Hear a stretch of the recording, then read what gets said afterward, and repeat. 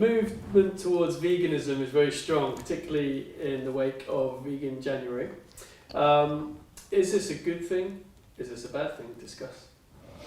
Well, it's interesting you mention Vegan January, or Veganuary as it's known, because only last night I made for myself for dinner just a plate of steamed vegetables. Now, granted, I didn't have butter on it, actually I had olive oil, just steamed vegetables. And I thought, oh, I'm doing Veganuary, and then I thought, I'm not doing Veganuary because it's actually February. So what is the word for Veganuary in February? Vegruary. Indeed so. Right. Indeed so. Not something I can easily follow up with, to be honest with you. I'm just going to put the timer on, hang on. There. Well, I can safely say to you that last night I didn't cook. Because you never do. You don't say, I didn't cook, as though that's an anomaly. People watching this will think, he didn't cook last night. Normally he cooks. What a great modern man he is. So last night, as usual, you didn't cook. No, so in fact, for a week I went out for an Indian. And I have to say that there was a vegetarian component because we had rice and we had spinach and I think sagaloo. We had some naan.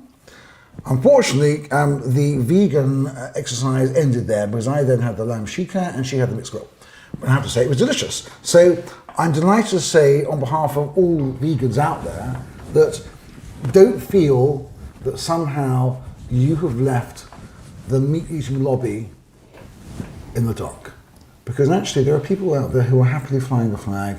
But what is most interesting is that actually I'm sitting here in your apartment and we're obviously having an interesting chat about various things, and I have the distinct pleasure of eating virtually all the croissants by myself. First of all, because as you've declared, you don't eat breakfast. I don't eat breakfast, and I think people ought to know that is not your first croissant of the morning. Nor is it, I think if we're being entirely candid, your second croissant of the morning.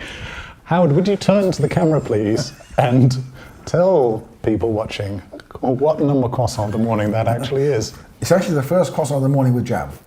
Right. Which I think is an important distinction to make, because I think people would think actually somehow I was a man of excess. What I'm actually demonstrating here is how different flavours and combinations could draw a particular benefit. That is actually Howard's third croissant. And in fact, normally I think you'd probably start with jam on your first croissant, and then by the time you got to your third, you'd probably say to yourself, look, I'm not going to have the jam this time. But actually you're ramping up. I think by the next croissant, because there's one more left, I think it's you're going to have but the other one, I may say, butter. is actually for your daughter tomorrow for her breakfast. And I did feel that whatever personal requirements I may have had, it was better actually to recognise her new pet. Well, what extraordinary self-denial in the midst. In the meantime, I am still denying myself by not starting, because I'm talking to you about the fact that actually, over and beyond your other strange eating habits, Russ's are stranger still. Because Russ declared to me that actually, unlike you, he hadn't had breakfast, but he couldn't eat a croissant because actually it contained butter, which had come from animals which had been mistreated and had been fed hormones, and he felt better in himself physically and better for the planet as a whole. So I said to Russ, I respect that opinion. I completely disagree with it, because actually one does also have to recognise, although there are clearly health and medicinal benefits, there are certain laws of nature which have lasted since time immemorial. Whether it applies to us as humans or indeed to the animal kingdom, I mean, one thing I can tell you for sure, you have never seen a vegetarian lion. The vegetarian lion, frankly, does not exist. That's what we call in philosophy inductive logic, not deductive logic. It may be the case that, lions eat meat. It doesn't follow, therefore, that humans should eat meat. I'm not defending veganism or not.